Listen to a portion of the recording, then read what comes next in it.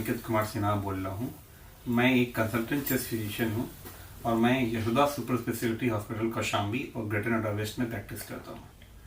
आज नया साल स्टार्ट हो रहा है और उसके बारे में हम आपको एक जो सबसे कॉमन बीमारी है जो सब लोग को मालूम है, जो हाइपरटेंशन, बीपी या रक्तचाप, हिंदी में जिसे हम रक्तचाप भी कहते हैं, उसके बारे में कुछ बातें करेंगे। आपको उसके बारे में कुछ हम बताना चाहेंगे। बेसिकली हम देखें तो बीपी क्या होता है या हाइपरटेंशन क्या है। हाइपरटेंशन, बीपी सबको होता है। जो अगर हम कहें ब्लड प्रेशर, तो सबके शरीर में जो मनुष्य का एक नॉर्मल ब्लड प्रेशर होता है जिसकी एक वैल्यू होती है, जिसमें हमें दो तरह की वैल्यू मिलती है। जब हार्ट जो है एक सिस्टोलिक प्रेशर बोलते हैं और एक जिसको हम डायस्टोलिक प्रेशर होते हैं। और जब ये प्रेशर जो है बढ़ने लगता है, जब ये ब्लड प्रेशर जो है एक अमाउंट से ज्यादा बढ़ने लगता है, एक नॉर्मल वैल्यू से ज्यादा जब बढ़ता है, तब उसको हम हाइपरटेंशन कहते हैं। तो ये वैल्यू जनरली हम अगर देखें 120 और जिसको हम सिस्टोलिक बीपी बोलते हैं, और 80 जो होते हैं जिसको हम डायस्टोलिक बीपी बोलते हैं। इन दोनों के ऊपर से जब भी हमें बढ़ता है, और अगर हम प्री हाइपरटेंशन बोलते हैं जब 130 के करीब में रह रहा है, एंड 140 और 190 जैसे अधिक जब हो रहा है तो उसे हम हाइपरटेंशन बोलते हैं। ये जनरली जो ब्लड जो है हाइपरटेंशन हो रहा है, ब्लड का काम क्या है, हार्ट से निकलता है और वो आपको धमनियों में जाती है, और वो जब प्रवाह होती है तो एक प्रेशर के थ्रू हार्ट को उसमें भेजना पड़ता है। इसी प्रेशर को हम ब्लड प्रेशर कर रहे होते हैं। जब ये प्रेशर बढ़ रहा होता है तो बढ़ने क्या है कि रीजन क्या है कि अगर वो धमनियां जो हैं वो कभी स्टिफ होने लग रही हों और उसके अंदर में कुछ ऐसी चीजों का जैसे फैट जमा हो जाए, इस तरह की चीजें जमा हो जाएं, तो फिर वो हमें जब ब्लड हार्ट को एक प्रेशर की तरफ से हमें उसको डालना पड़ता होगा, और उसी वजह से इसको हम हाइपरटेंशन बोलते हैं। हाइपरटेंशन जब भी कोई चीजें ऐसे होती है, वो होता क्यों है और इसको हम कैसे जान सकते हैं, इससे बचाव कैसे कर सकते हैं। हाइपरटेंशन बेसिकली हम देखें जब भी आपका जो लाइफस्टाइल है, क्योंकि ये हाइपरटेंशन भी एक तरह से लाइफस्टाइल डिजीजेस के अंदर में आता है, और जो आपका लाइफस्टाइल ठीक नहीं होता है, अगर आप स्मोकिंग बहुत ज्यादा करते हैं, अगर आपका लाइफस्टाइल में आप जो है बहुत ही सेडेंटरी लाइफस्टाइल है, आप अगर ओबीज हैं, आपका मोटापा ज्यादा है, अगर आप बाहर की प्रोसेस फूड बहुत ज्यादा खा रहे हैं, तो भी ये सारी चीजें जो होती हैं आपके शरीर में फैट्स का और बाकी चीजें हैं जो उसको धमनियों को मोटी करती हैं और आपको हाइपरटेंशन बना सकती है, आपको हाइपरटेंशन कर सकती हैं। इसके अलावा जो बहुत कॉमन जो आजकल के समय में जो हम रह रहे हैं, जहां हमारे शरीर में स्ट्रेस बहुत ज्यादा होता है, इवन स्ट्रेस जो होते हैं वो भी आपको हाइपरटेंशन के लिए प्रिडिस्पोज करता है।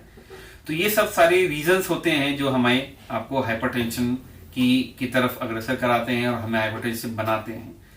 इसका लक्षण कैसे होते हैं, इसकी पहचान कैसे करें। जनरली हाइपरटेंशन जब तक बढ़ता नहीं है तब तक आप ये नहीं समझ पाते हो कि आपको सिम्टम्स बहुत ज्यादा आ रहे हैं। फिर भी कुछ लक्षण ऐसे होते हैं जो आपको हाइपरटेंशन के लिए आपको बताते हैं, जैसे कि आपका जो आप चल रहे होते हैं, छाती में कुछ दर्द हो रही हो, आपके ऑक्सीपिटल हेडेक बोलते हैं वो बढ़ती है, घबराहट थोड़ी सी अगर हो रही होती है, अगर बीपी ज्यादा बढ़ रही हो तो है। ये सारी चीजें बताती हैं कि आपको हाइपरटेंशन की तरफ आपको हो रही है। तो इसलिए जो है आपको देखने के लिए इसका सबसे इम्पोर्टेंट क्या है, हमें कैसे मालूम चलेगा कि हमें है। अगर आप अपना रेगुलर चेकअप कराते हैं जहाँ पे कुछ ब्लड के मार्कर्स भी होते हैं, और साथ साथ में अगर आप बीपी अपना चेक करा रहे होते हैं और आप रेगुलर चेकअप कराते रहते हैं, तो आपको इससे मालूम चल सकता है कि आपको हाइपरटेंशन है कि नहीं है।